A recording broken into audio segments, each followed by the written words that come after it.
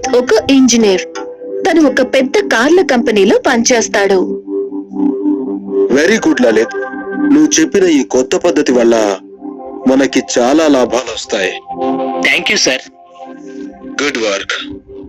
Sir, నేను మీకు నా డ్రీమ్ ప్రాజెక్ట్ గురించి చెప్పాను, గుర్తుందా? అవునవును, నేను చాలా మందితో మాట్లాడాను దానికోసం. ఎవరైనా మనకి సహాయం చేయడానికి ఒప్పుకుంటే వస్తాను. నువ్వు పని మొదలు పెడదు కానీ.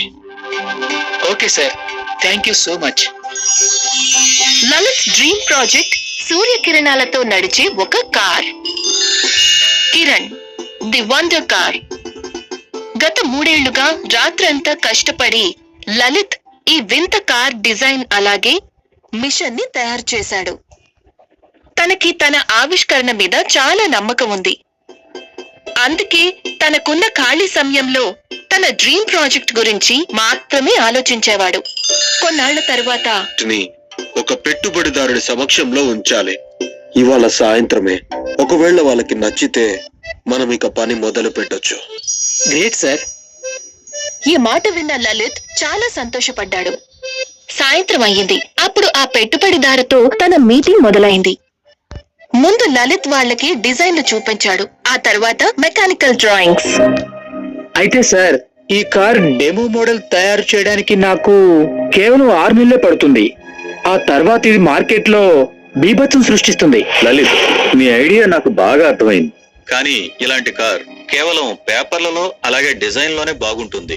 నేను ఇటువంటి ఫెయిల్ కాబోయే ప్రయోగంలో డబ్బులు అస్సలు పెట్టలేను. ఇన్వెస్టర్ మాటలు విన్న లలిత్ చాలా బాధపడ్డాడు. తను తన రూమ్ లోకి వెళ్లిపోయాడు. కాసేపటి తరువాత లలిత్ బాస్ తన దగ్గరికి వచ్చారు. బాధపడకు, ఇతను కాకపోతే మరొకరు వస్తారు. మనకి తప్పకుండా ఇన్వెస్టర్ దొరుకుతాడు. అలాగే సార్. ఆ విధంగా లలిత్ కంపెనీలో పనిచేస్తూనే ఉండేవాడు. అలాగే ఇన్వెస్టర్ కోసం ఎదురు కూడా చూస్తూ ఉండేవాడు. సమయం గడిచిపోయింది. మరో సంవత్సరం గడిచిపోయింది. ఇవాళ లలిత్ చాలా దిగులుగా ఉన్నాడు. తన డ్రీమ్ ప్రాజెక్ట్ ఇంకా మొదలు కూడా కాలేదు. దీనికన్నా నేను ఏదో గ్యారేజ్ లో పనిచేస్తుంటే బాగుండేది. ఇక ఖాళీ టైంలో నా కిరణ్ ని, నా వండర్ కార్ ని తయారు చేసుకునేవాడిని. ఈ పాటికి అది రెడీ అయిపోయేది కూడా. ఇక లలిత్ నిర్ణయించుకున్నాడు. మరుసటి రోజు తను తన ఉద్యోగానికి రాజీనామా చేసేశాడు. వెళ్లి ఒక చిన్న గ్యారేజ్ లో ఉద్యోగం వెతుక్కున్నాడు. బాబు, నువ్వు ఇంజనీర్వి, ఇక్కడెందుకు పని చేయాలనుకుంటున్నావు? ఎందుకంటే నాకు ఒక కల ఉంది, ఒక వండర్ కార్.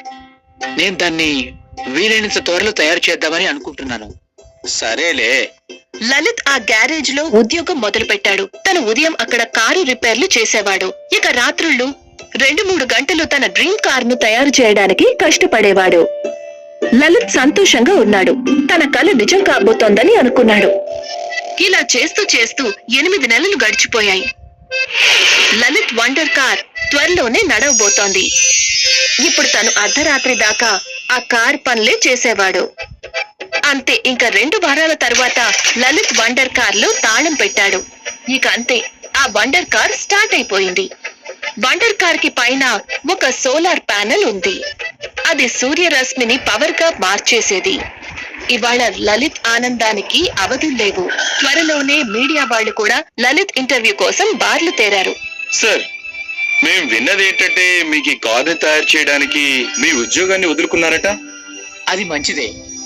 ఒకవేళ నేను ఉద్యోగం వదలకపోయి ఉంటే ఈ వండర్ కార్ ఎప్పటికీ రెడీ అయ్యేది కాదు. కానీ జాబ్ వదిలేసినందుకు మీకు ఎన్నో సమస్యలు ఎదుర్కోవాల్సి వచ్చుంటుంది అనుకుంటాను. అవును, అయినా కూడా అంటారు కదా, పెద్ద పెద్ద కలలు నెరవేరాలి అంటే దానికి తగిన కష్టాలని ఎదుర్కోవాల్సిందేనని. ఒకే ఒక ఆఖరి ప్రశ్న. మీ ఈ కార్ మోడల్ ని ఎంతో మంది ఇన్వెస్టర్లు రిజెక్ట్ చేశారు, అవునా? అవును, ఎందుకంటే వాళ్ళు అనుకున్నారు ఇలాంటి కార్ కేవలం పేపర్ల వరకే బాగుంటుంది అని. వాస్తవంగా కాదు. కానీ మీరు చూస్తున్నట్టే ఇది ఖచ్చితంగా సాధ్యమే. లలిత్ తన గెలుపుకి ఎంతో సంతోషంగా ఉన్నాడు. మరుసటి రోజు లలిత్ ఇంటికి ఆ ఇన్వెస్టర్ వచ్చాడు. లలిత్, నువ్వు చేసి చూపించావు. నేను ఇది జరుగుతుందని అస్సలు అనుకోలేదు. నువ్వు చాలా తెలివైన వాడివి. Thank you sir. నువ్విప్పుడు ఎలాగో సాధించావు కాబట్టి మనం కాంట్రాక్ట్ చేసుకుందాం.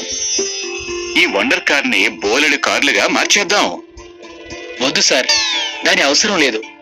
నేను ఇంతకు ముందే ఈ కార్ డీల్ జపనీస్ కంపెనీతో చేసేశాను. ఏంటి? సార్ మీరు కాస్త లేట్